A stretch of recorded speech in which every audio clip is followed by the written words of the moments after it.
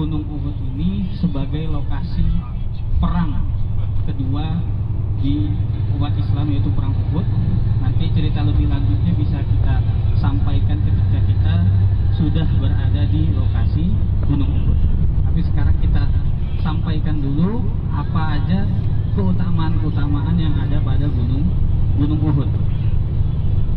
Gunung Uhud ini Bapak Ibu sekalian, kata Nabi Muhammad SAW,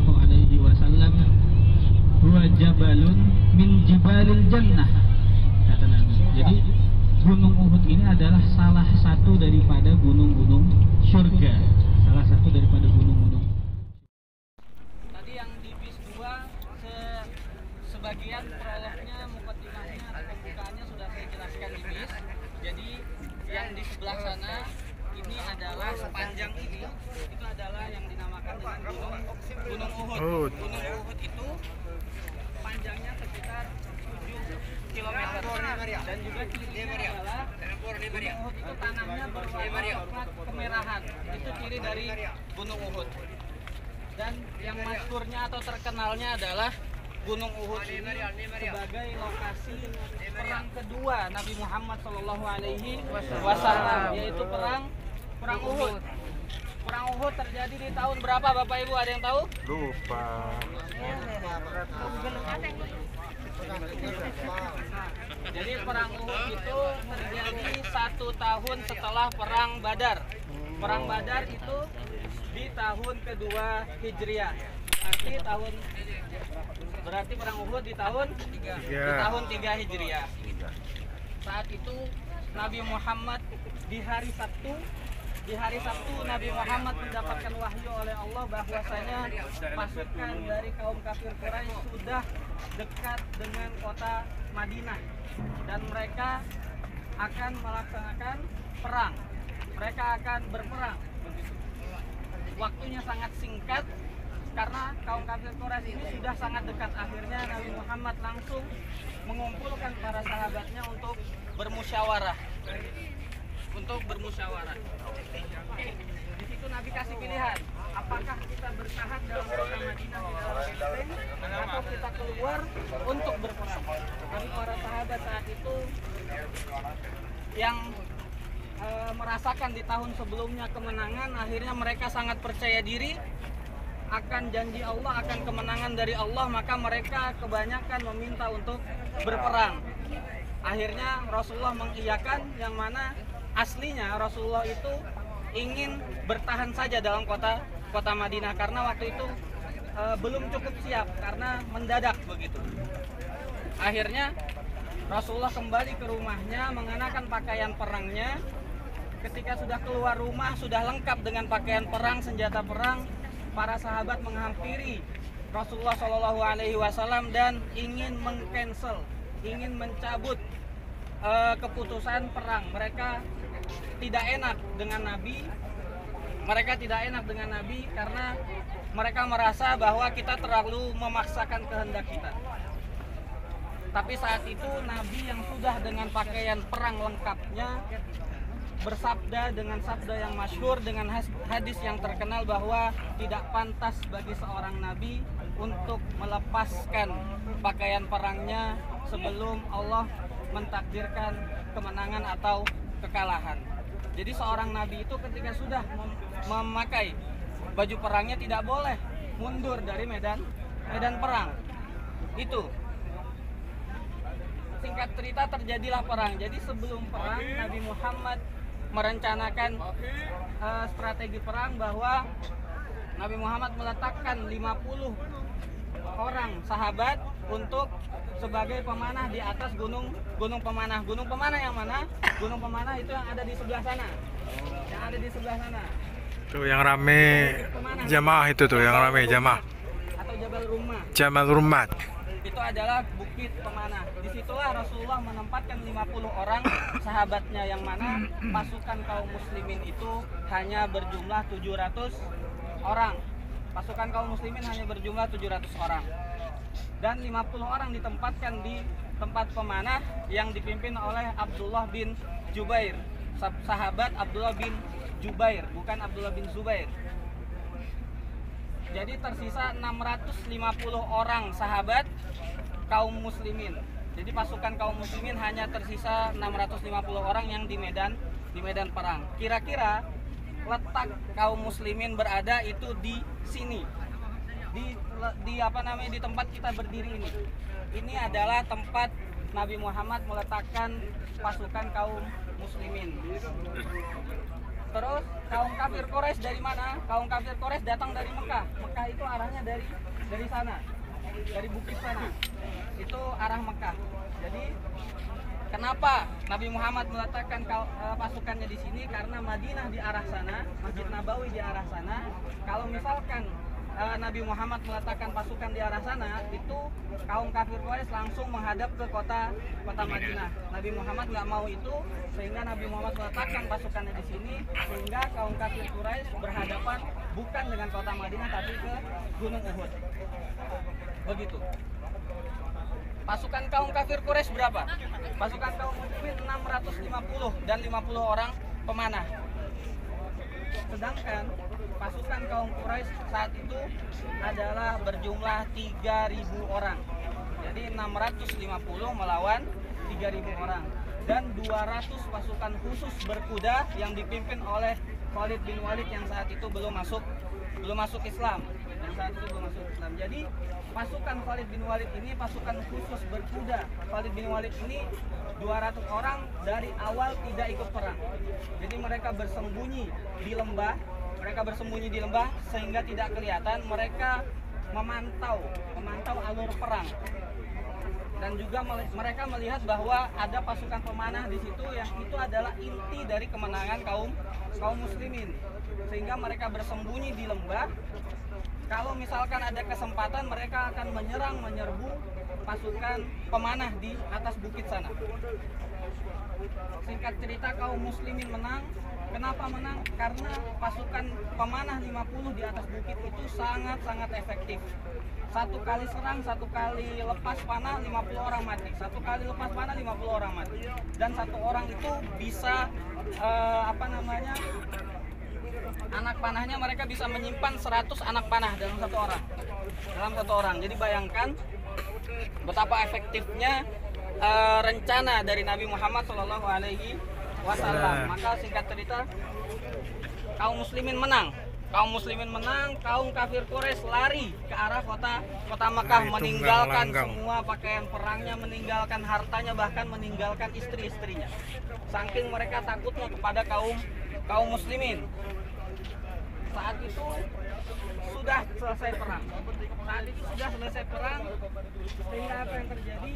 Kaum muslimin langsung mengumpulkan yang namanya harta rampasan perang atau ghanimah bahasa Arab.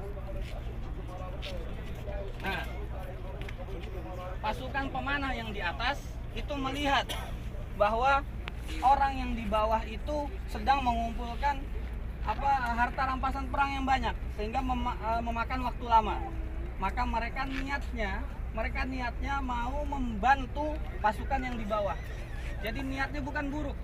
Mereka tahu hukum Islam dalam ghanimah, hukum Islam dalam harta rampasan perang itu tidak boleh diambil untuk individu, tapi dikumpulkan dulu kepada panglima perang. Yang panglima perangnya itu adalah Nabi Muhammad, dikumpulkan lalu dibagikan ke para prajurit seluruhnya. Mereka tahu itu, tapi mereka ingin membantu pasukan yang di bawah. Akhirnya mereka turun membangkang daripada himbauan Nabi. Himbauan Nabi yang terkenal adalah jangan turun mau menang atau kalah. Jadi itu yang diserukan Nabi kepada pasukan kaum pemanah. Abdullah bin Jubair sebagai pemimpin sudah mengingatkan jangan turun mau menang mau kalah, sampai disuruh turun oleh Rasulullah. Tapi 43 orang membangkang sehingga tersisa di atas bukit sana tersisa 7 orang. Kalau masih ingat tadi di belakang bahwa ada pasukan khusus Khalid bin Walid yang memantau alur dari peperangan, sehingga mereka melihat adanya peluang menyerang pasukan pemanah di atas karena tersisa hanya 7 orang, sehingga Khalid bin Walid dari lembah sana memutari bukit itu, langsung naik ke atasnya, membunuh 7 orang yang di atas, kemudian langsung memutari lagi Gunung Uhud ini sehingga di belakang pasukan, menyerbu dari belakang pasukan, lalu menaikkan lagi panji-panji atau bendera kaum kafir Quraisy. Pasukan kaum kafir Quraisy yang sudah lari ke arah Mekah melihat bendera kafir Quraisy naik lagi, sehingga mereka balik lagi menyerbu dari arah depan, sehingga kaum muslimin saat itu dikepung oleh kaum kafir Quraisy dari depan dan belakang, sehingga arus dari peperangan berbalik dari menguntungkan dari kaum muslimin sehingga merugikan kaum muslimin. Singkat cerita, kalahlah kaum muslimin dan banyak sekali sahabat-sahabat yang mulia dan keluarga-keluarga Nabi itu meninggal dan syahid di perang Uhud. Salah satunya adalah paman Nabi Muhammad SAW yang bernama Hamzah bin Abdul Muthalib. Dan juga banyak lagi, Mus'ab bin Umair, terus juga ada dan lain-lain.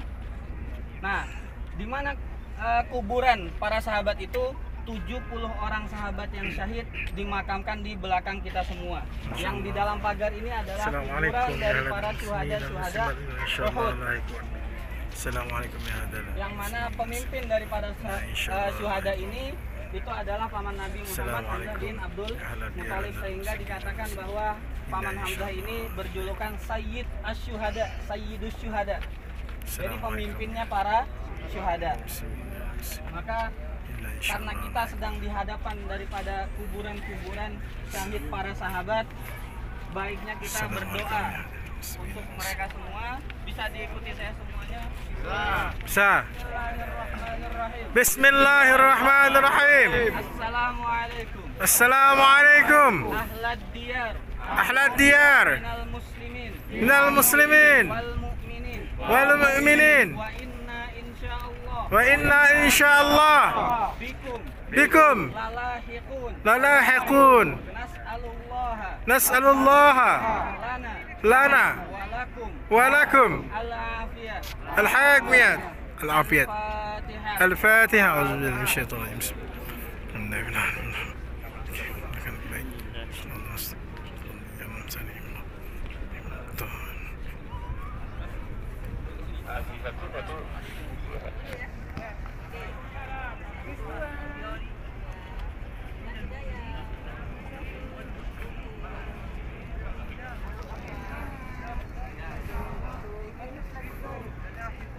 لا يكون نسأل الله لنا ولكم الأجر والعافية اللهم لا تحرمنا أجرهم ولا تفتنا من بعدهم واغفر لنا ولهم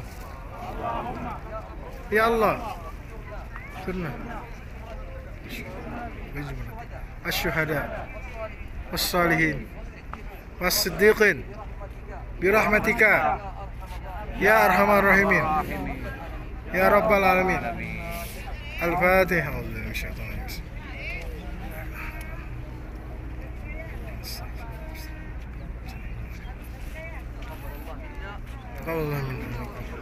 قبل يا كريم.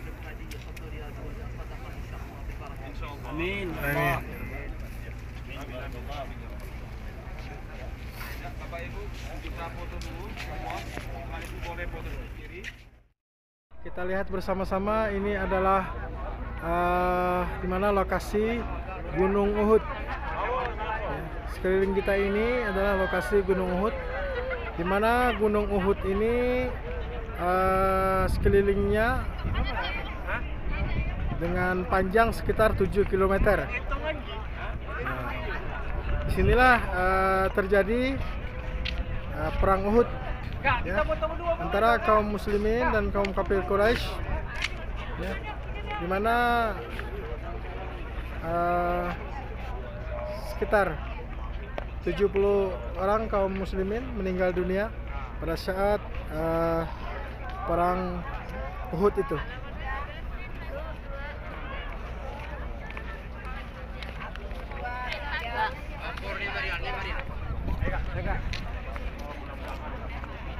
Ambor nih Maria.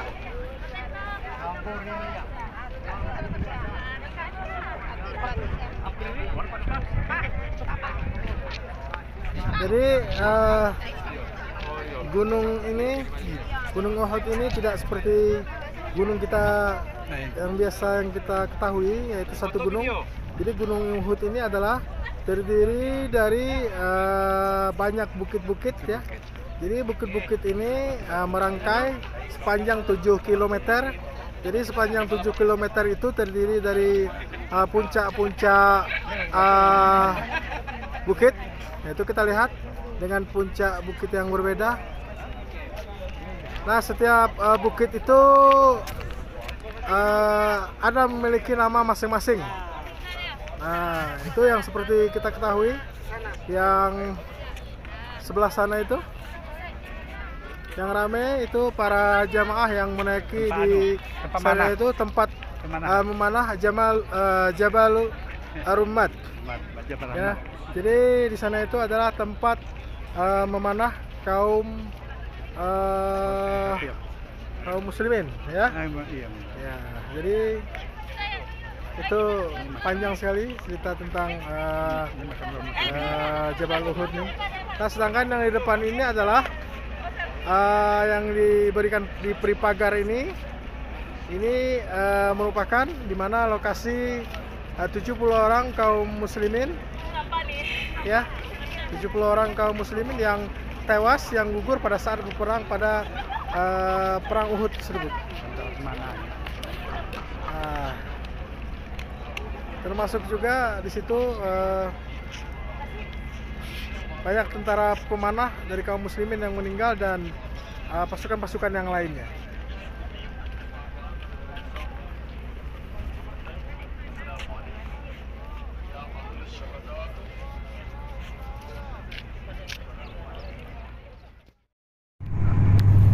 Sekarang kita akan pulang ke penginapan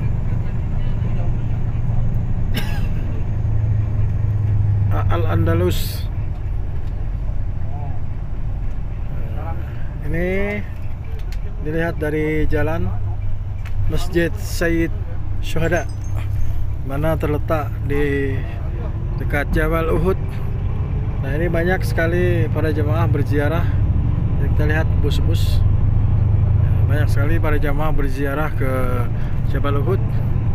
Itu kita lihat bersama-sama itu dari atas, yaitu Jabal Ar-Rummat, Jabal Ar-Rum.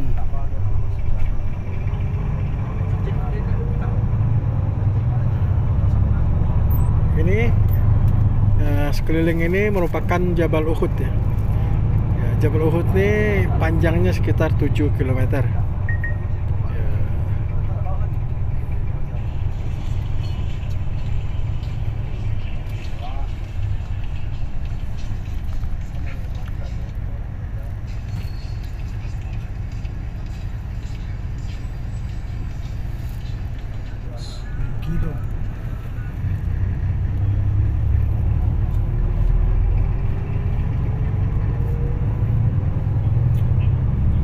Alhamdulillah kita sudah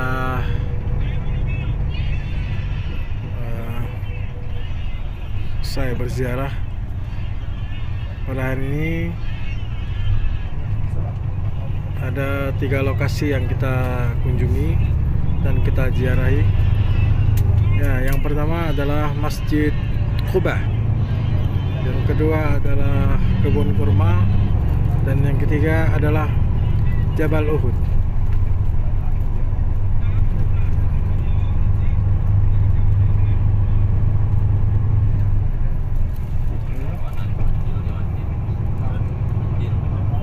Aduh, buah tin pula lupa tadi.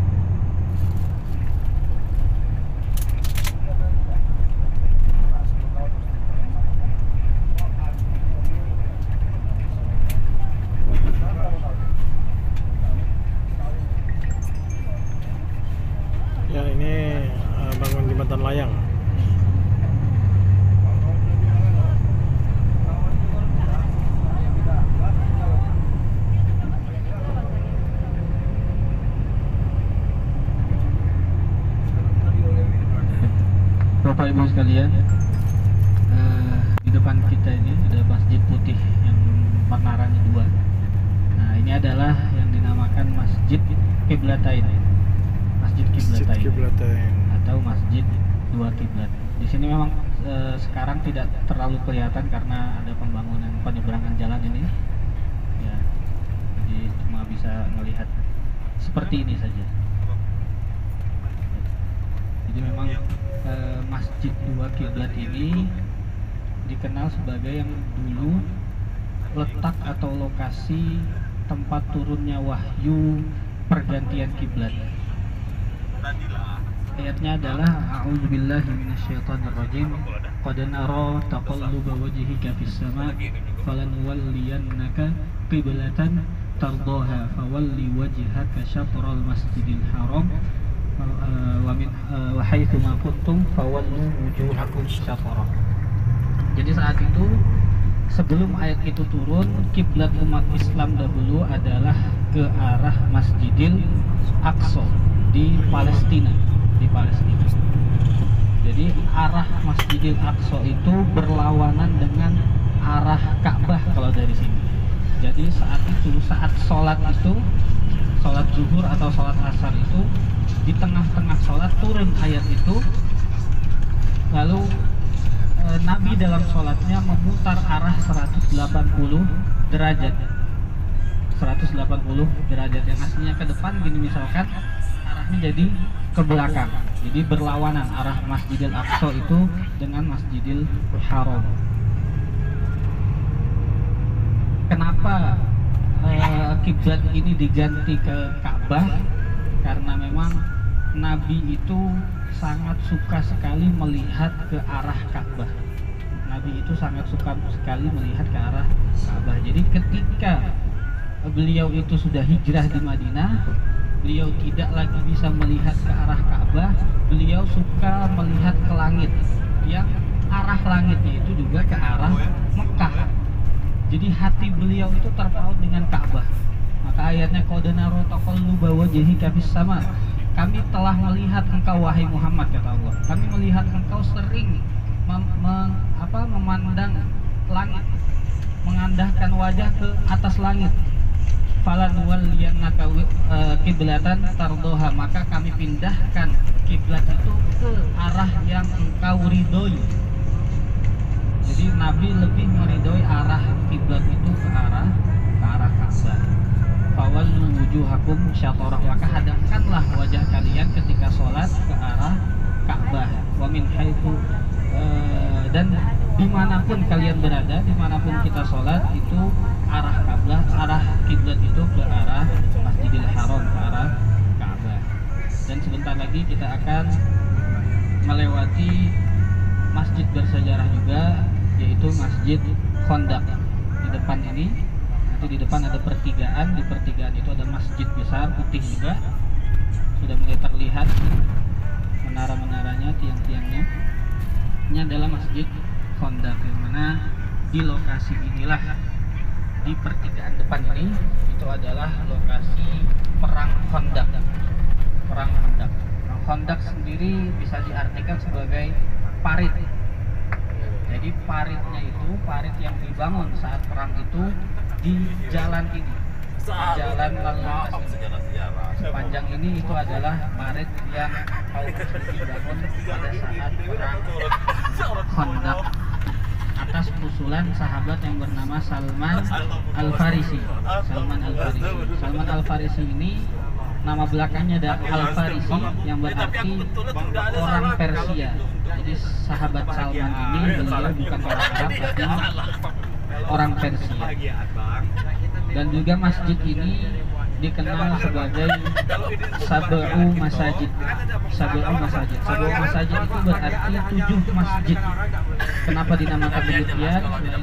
Nama Masjid Khandaq, di sini kita melihat itu di depan kita ada seperti benteng-benteng kecil. Benteng-benteng kecil itu jumlahnya di lokasi ini ada 7. Masjid Khandaq itu ada 7, dan di tiap benteng itu pada saat perang dilaksanakan sholat di sana. Maka dinamakan Sab'u Masajid, 7 masjid. Masjid ini sebelah kanan ini putih besar ini adalah Masjid Khandaq. Itu termasuk bentengnya. Itu termasuk bentengnya di atas. Ini adalah benteng-benteng perang aktif.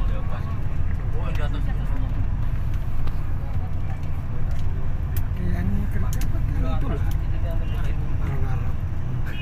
Tidak ada pakaian khusus, pakaian Arab tuh. Ya itulah.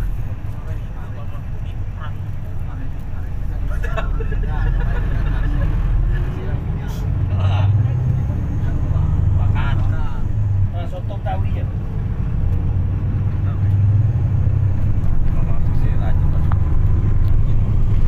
Itu nih. Wajar lah pada orang di belakang. Ya saya mau ngakui bang, wajar lah bang.